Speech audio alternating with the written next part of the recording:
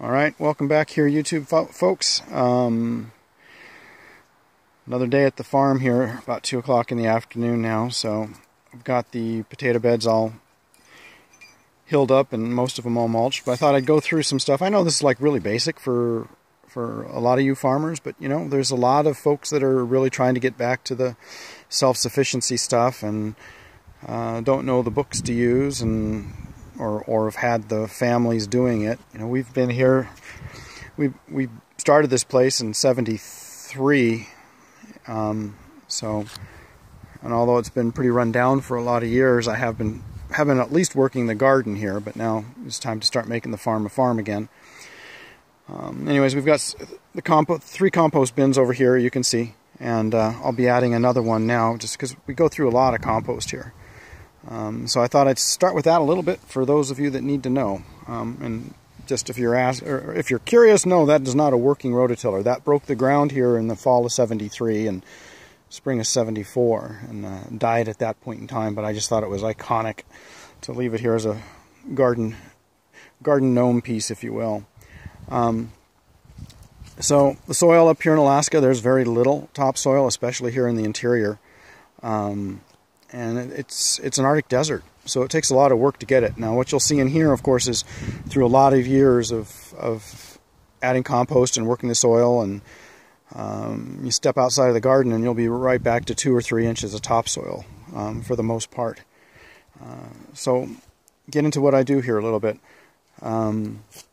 First of all, over like in the herb beds and such, I do add compost into those. Usually we'll put a whole bunch in the fall.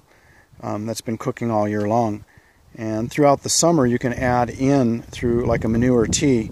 And what we use here, just because it works so good, is there you go, good old moose poo. There is, you know, more moose poo here than you know what to do with. There's piles of it everywhere. They're all over the place. And if you take that and just crush it up, it's kind of like dried cow pat in pellet form. If you just bust it up and put it in the water, it's better than Miracle Grow or anything else like that. The nitrogen is incredible. It lushes out all of your plants and makes them incredibly green.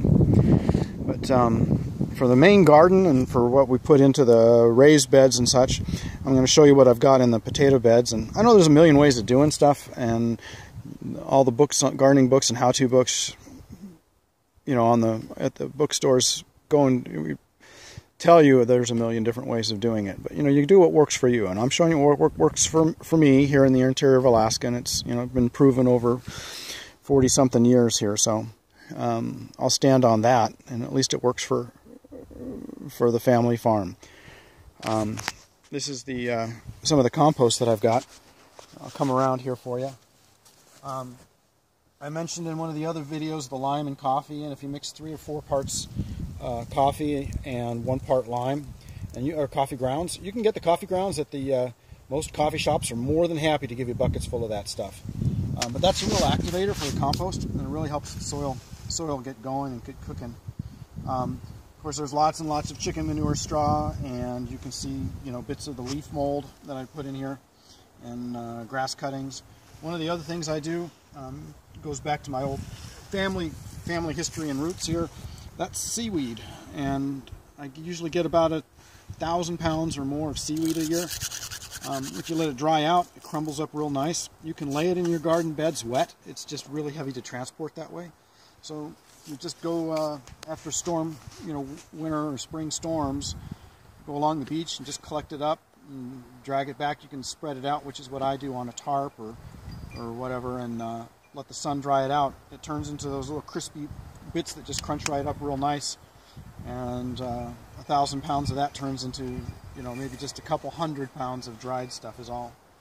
But yeah, a lot of chicken manure straw and horse manure, of course. Usually for this garden here, about 1,000 square feet of garden, I'll put in about a 55-gallon garbage can is what we did, or what I did this year here, just today, in the lime mix. So that goes into the soil, and about 2,000 pounds of chicken manure straw comes out here. It's not all down today, but it'll go into the bins and rotate that through the weeks of the summer as it gets real hot out here.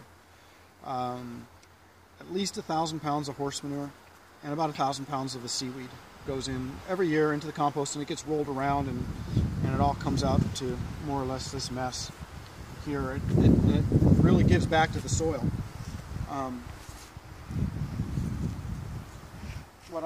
What I've done is here, because we don't have a lot of soil, what I've done is I dig the holes and put the dirt out, and then I'll put in, as you can see, about 4 to 6 inches anyways of the compost, and then I'll put some dirt down on top of that, and then all of the seed potatoes will go on top of that, and then I can mound up a little bit.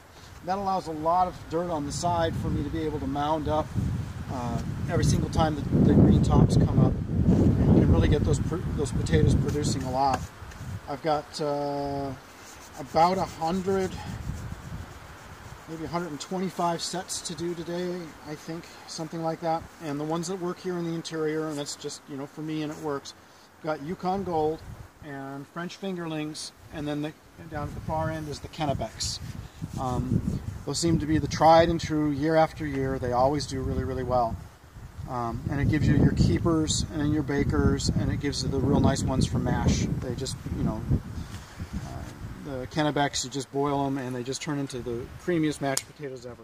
So those are the 3 varieties that work real well for me. It's not like I don't try other things and such, but I like to always make sure at least that the basic needs for the year will be there. And this will probably produce between 200 and 250 pounds of potatoes this year, would be my guess.